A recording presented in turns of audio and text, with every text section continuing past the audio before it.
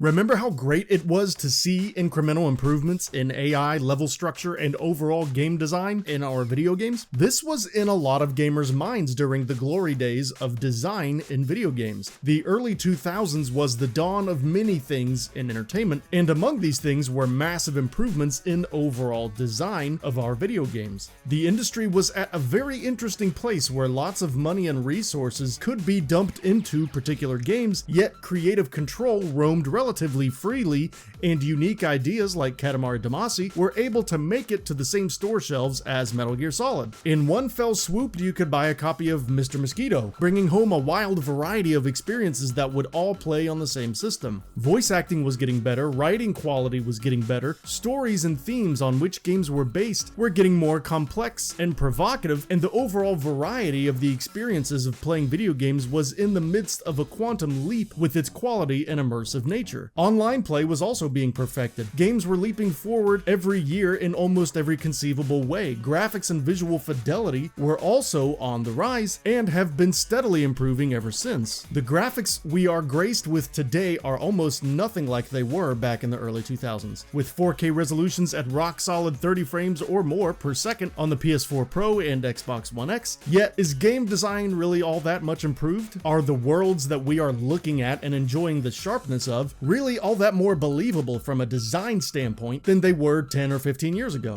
Sure, worlds are bigger and games do objectively take more of our time to complete, but it also seems like for the last 10 years or so, while graphics, fidelity, frame rates, and resolutions have steadily been climbing towards higher and higher peaks, level design itself has indeed slowed in its improvements. Some could even say it has stagnated in comparison. If not at a complete plateau, then it's at least fair to say the improvements have slowed down in recent years. And it's no secret that more and more gamers aren't even finishing their games. Perhaps that is also due to the fact that there's just so many more options for gamers to sink their hours into now compared to long ago. But I think it's also fair to say that boring, recycled level designs and mission objectives that barely even try to differentiate from one another anymore are also partly to blame. Shooters feel more like other shooters, adventure games feel more like other adventure games, even survival horror games, which have seen a delightful return to popularity in the last decade, are starting to resemble each other more and more. Other genres are suffering similar fates of this unenlightened monotony, and free-to-play and mobile games are perhaps the most guilty of this, but all major genres are engaging in this repetition from one degree or another of giving up on the idea of being successors to previous games and instead aiming for the much easier goal of just being derivatives of each other. Maybe if we had an equal jump in the quality of design that more closely resembled the jump from 640p to 4K that we've gotten over the last decade and a half, we wouldn't have such large groups of gamers that didn't even care to finish their $60 AAA games. Maybe if the levels, quests, and missions that we were tasked with offered more variety and more unique experiences than they do now, we would be more collectively motivated to see them through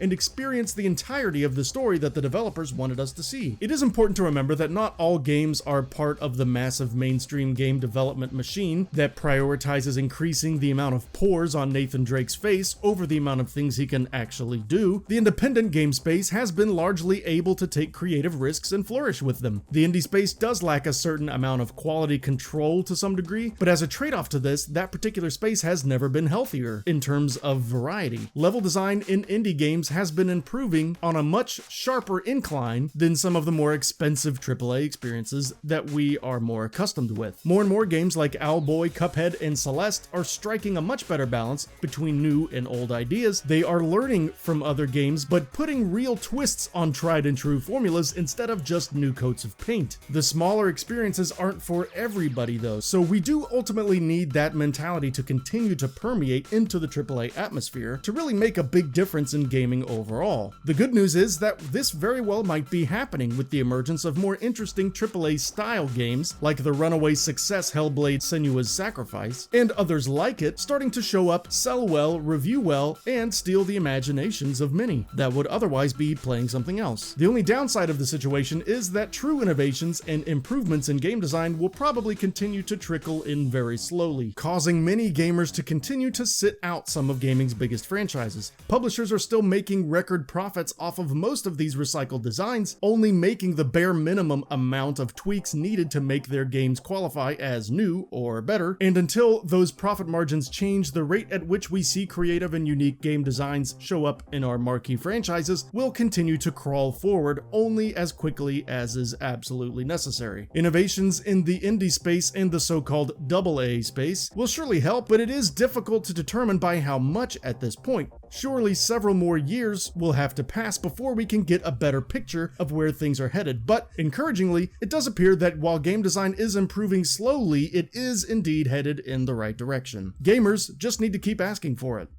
And that about does it for this video. If you enjoyed what you watched and want to see more from GamingBolt, you can always hit that subscribe button and turn on the bell icon next to it.